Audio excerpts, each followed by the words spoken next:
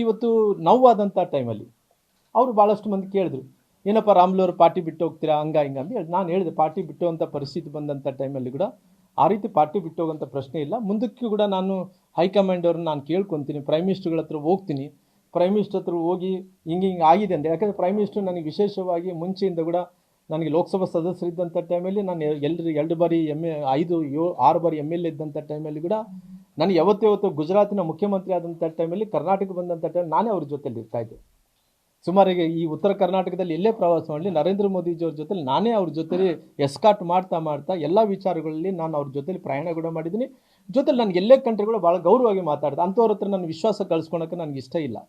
ಅದಕ್ಕೋಸ್ಕರವಾಗಿ ನಾನೇನು ಹೇಳಿದೆ, ಪ್ರೈಮ್ ಮಿನಿಸ್ಟರ್ ಹತ್ರ ತಿಳಿಸಿ. ಅಮಿತ್ ಶಾ ಅವರು ಕೂಡ ಪಾಪ ನನಗೆ ಅನೇಕ ಬಾರಿ ರಾಮ್ಲು ಆಪ್ತು ಜಮೀನ್ಸಿ ಹುಟ್ಟುಕು ಆಯಿಸೋ ಲೀಡರ್ ಅಂದರೆ ಕೆಳಮಟ್ಟದಿಂದ ಬೆಳೆದಂಥ ಲೀಡರ್ ಅಂತೇಳಿ ಅಮಿತ್ ಶಾ ಅವರು ಹೇಳ್ತಿರ್ತಾರೆ.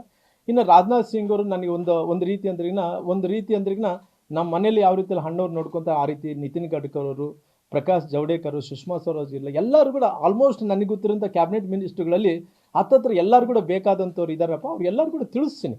ಯಾಕಂದರೆ ನಾಳೆ ಏನಾಗುತ್ತೆ ಅಂದ್ರಿಗಿನ ಹೇಳಿದ್ದೆಲ್ಲ ಕೂಡ ಸತ್ಯ ಅಂದ್ಕೊಂಡು ಹೆಂಗಿರುತ್ತಂದ್ರಿಗಿನ ಯಾವತ್ತೂ ಕೂಡ ಸುಳ್ಳು ಅನ್ನೋಂಥದ್ದು, ಈ ಸುಳ್ಳು ಅನ್ನೋಂಥದ್ದು ಬಲಾಢ್ರ ಕೈಯಲ್ಲಿ ಏನಿರುತ್ತನೋ ಆ ಸುಳ್ಳು ಅನ್ನೋಂಥದ್ದು ಆ ಬಲಾಢ್ರ ಕೈ ಇದ್ದಂಥ ಟೈಮಲ್ಲಿ ಅದು ಸತ್ಯ ಆಗುತ್ತೆ.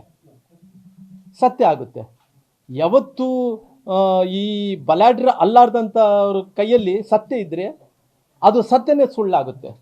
ಯಾವತ್ತೂ ಕೂಡ ಸತ್ಯದ ಕಡೆ ಸುಳ್ಳು ಗೆಲಿತ ತಗಲಿ, ಸತ್ಯ ಯಾವತ್ತೂ ಕೂಡ ಸೋತೋಗುತ್ತೆ. ಅಂದರೆ ಸುಳ್ಳು ಯಾವತ್ತೂ ಗೆಲಿತದೆ ಬಲಾಢ್ರ ಕೈಯಲ್ಲಿ ಇದ್ದಂಥ ಟೈಮಲ್ಲಿ.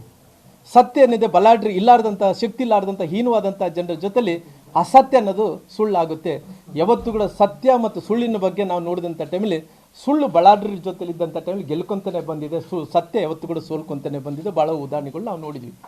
ಹಂಗಾಗಿ ಎಲ್ಲ ವಿಚಾರಗಳನ್ನು ನಾನು ತಿಳಿಸಿದ ನಂತರ ಕೂಡ ನಾನು ಭಾಳ ಸ್ಪಷ್ಟವಾಗಿ ಹೇಳಿದೆ, ನೋಡಿ ಸರ್, ನನಗೆ ಇವತ್ತು ನಮ್ಮ ಏನು ಸಂಘದ ಪ್ರಮುಖರಿಗೆ ಎಲ್ಲರೂ ಕೂಡ ಏನು ತಿಳಿಸ್ಬೇಕಾಯಿತು ಎಲ್ಲರಿಗೂ ಕೂಡ ನಾನು ಪ್ರಮುಖರಿಗೆಲ್ಲರೂ ಕೂಡ ನಾನು ತಿಳಿಸಿದ್ದೀನಿ.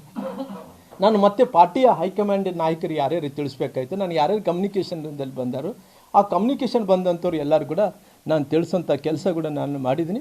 ಅದಕ್ಕೋಸ್ಕರವಾಗಿ ನನ್ನ ರಾಜಕೀಯ ಜೀವನದ ಬಗ್ಗೆ ರಾಜ್ಯದಲ್ಲಿ ಉದ್ದಗಲಕ್ಕೆ ಕೂಡ ಪಾರ್ಟಿ ಸಂಘಟನೆ ವಿಚಾರ ಬಂದಂಥ ಟೈಮಲ್ಲಿ 2019 ಹಿಡ್ಕೊಂಡು 2008, 2009 ಸುಷ್ಮಾ ಸ್ವರಾಜ್ ಅವರು ಇಲ್ಲಿ ನಿಂತಂಥ ಟೈಮಲ್ಲಿ ಕೂಡ 9ರಲ್ಲಿ ನಿಂತಂಥ ಟೈಮಲ್ಲಿ ಕೂಡ ಭಾಳ ಕಷ್ಟಪಟ್ಟಿದ್ದೀನಿ. ಯಾಕಂದರೆ ಸುಷ್ಮಾ ಸ್ವರಾಜ್ ಅವರು ನಿಂತಂಥ ಟೈಮಲ್ಲಿ ಅವತ್ತು ನಾನು ಒಪ್ಪುತ್ತೀನಿ,